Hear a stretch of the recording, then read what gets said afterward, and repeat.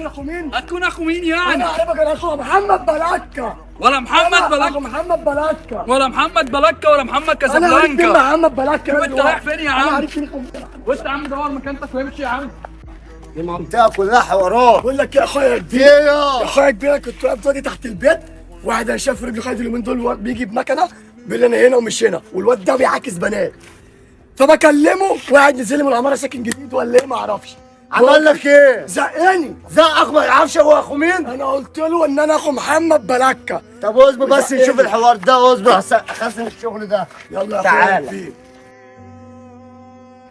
الو يا مستر حسين، يا استاذ سامي، عملت ايه في الحوار بتاعنا؟ انا لسه كنت في البنك والبنك حظر على ملكاتك يا استاذ سامي. يعني انا هفضل مدى حياتي قاعد هنا؟ اصبر بس يومين قبل ما نحل المشكله. لا مش هقعد. ايه فين؟ طب ايه في سلام؟ ايه بقى اللي انت عملته ده؟